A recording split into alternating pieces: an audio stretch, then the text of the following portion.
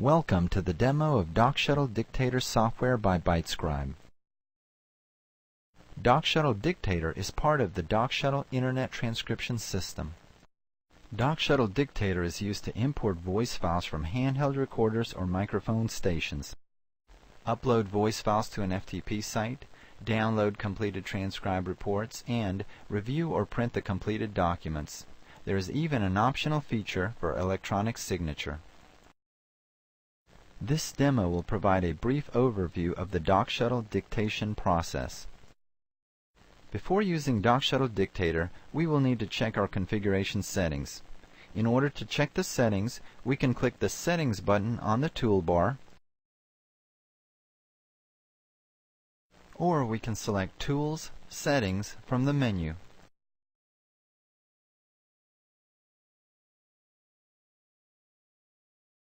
When the Settings window appears, verify the host address, username, and password for the FTP site.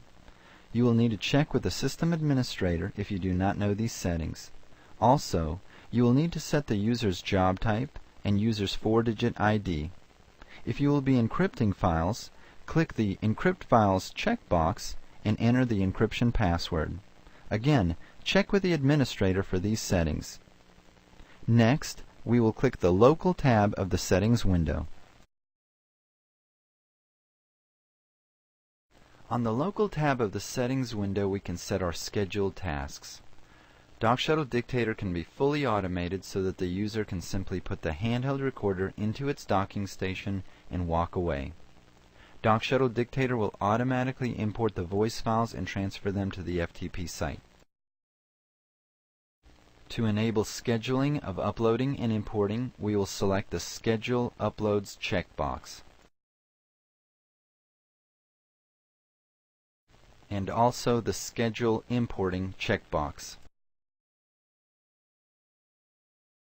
We can set the timer interval to determine how frequently we want the tasks to take place. Next, we will click the Import tab of the Settings window. On the Import tab of the Settings window, we specify the location of voice files to be imported. In this example, we are using Olympus recorders. The location of files from Olympus recorders can be determined from the settings of the Olympus software. This example shows two methods of importing Olympus voice files. The first method is to specify the location of the voice files directly on the recorder. The second method is to specify the location of files after they have been transferred to the local computer by the Olympus software. Once we have specified the location of files to be imported, we will select the Delete Source Files After Import checkbox. This will delete the voice files from the recorder after they have been imported.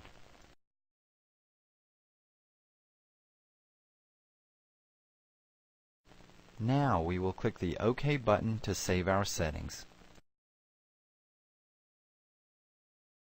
Now that we have configured DocShuttle Dictator software, we are ready to begin. Although we configured the software to automatically import and upload files on a scheduled basis, we will go through the steps manually. To import files, we can click on the Import Files button in the toolbar. Or we can select Tools, Import Files from the menu.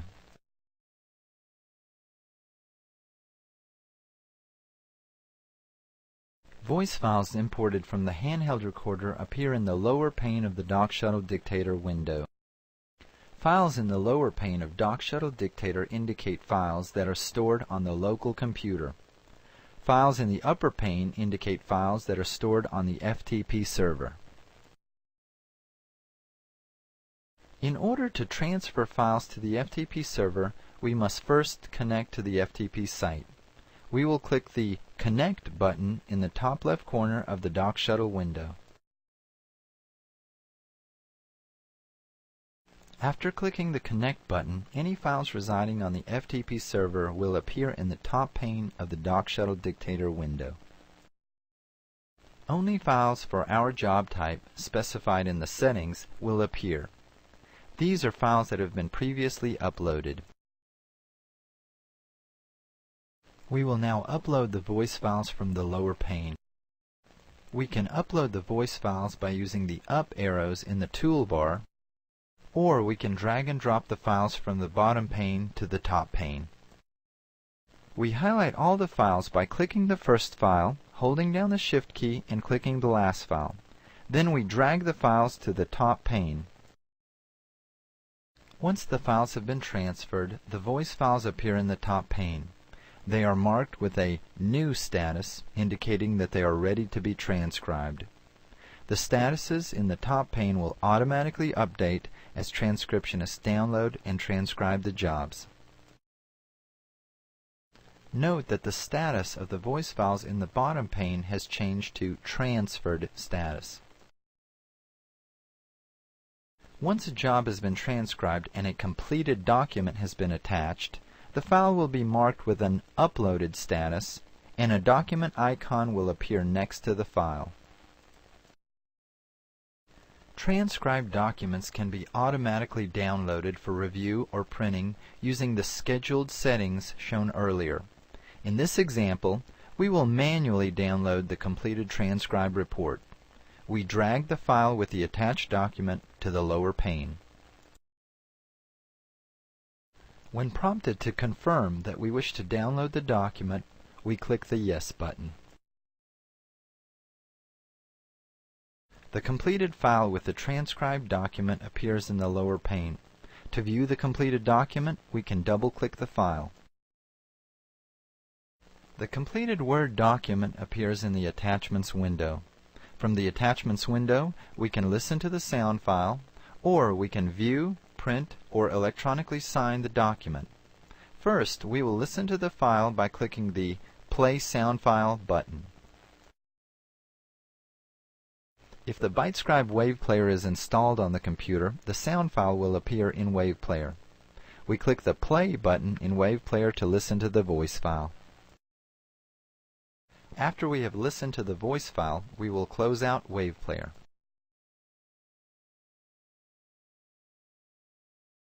Next, we will view the completed Word document. To view the document, we can click the Edit Document button, or we can double-click the document in the Attachments window. The document appears in Microsoft Word. Once we have reviewed the document, we exit from Microsoft Word. Now we have the option of electronically signing the document. Signing the document protects the document from further changes using Microsoft Word's Protect feature, and it adds a signature line with the dictator's unique 4-digit ID. To electronically sign the document, we click the Sign Document button. When prompted to confirm that we wish to sign the document, we click the Yes button. The status of the document has changed to indicate that it has been electronically signed. The status of the voice file also changed in the lower portion of the DocShuttle Dictator window.